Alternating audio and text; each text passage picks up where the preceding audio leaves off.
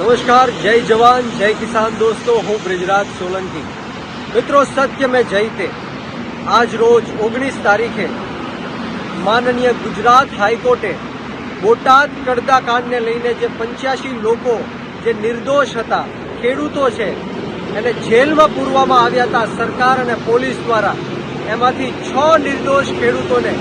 આજે ગુજરાતના હાઈકોર્ટે જામીન આપ્યા છે। ત્યારે આ સત્યની જીત થઈ છે અને આશા છે, અમને વિશ્વાસ છે, અમને ખાતરી છે, અમને ભરોસો છે આ ગુજરાતના ન્યાયતંત્ર ઉપર, હાઈકોર્ટ ઉપર કે આવનારા દિવસોમાં 79 લોકો તાત્કાલિક ધોરણે અમારી જે આમ આદમી પાર્ટીની લીગલ ટીમ છે એ આ લોકોને જલ્દમાં જલ્દ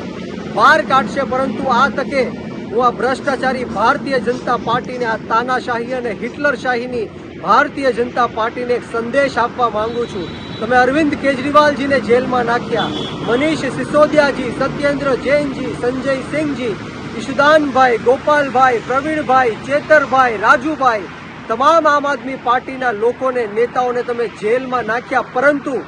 અમારી જે લડાઈ છે, ગુજરાતના ખેડૂતો માટેની લડાઈ છે, યુવાનો માટેની લડાઈ છે, જ્યાં સુધી આ ગુજરાતના ખેડૂતોનું દેવું માફ કરવામાં નહીં આવે,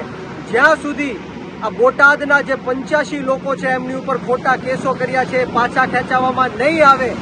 જ્યાં સુધી આ નિર્દોષ ખેડૂતોને ગુજરાતની અંદર ન્યાય નહીં મળે અને જે કોઈ પણ અધિકારીઓએ આ બર્બરતાથી, ક્રૂરતાથી આ નિર્દોષ ખેડૂતો ઉપર લાઠીચાર્જ કર્યો છે, એમની ઉપર દમન ગુજાર્યું છે, એ લોકોને સસ્પેન્ડ કરવામાં નહીં આવે, ત્યાં સુધી આમ આદમી પાર્ટીની લડાઈ ચાલુ રહેશે અને સમગ્ર ગુજરાતના 54 લાખ ખેડૂતોને એક કરીને અમે આંદોલન કરીશું અને આ ભ્રષ્ટાચારી ભારતીય જનતા પાર્ટીની સામે લડત શરૂ રાખશું। જય જવાન જય કિસાન, સત્ય મેં જયતે।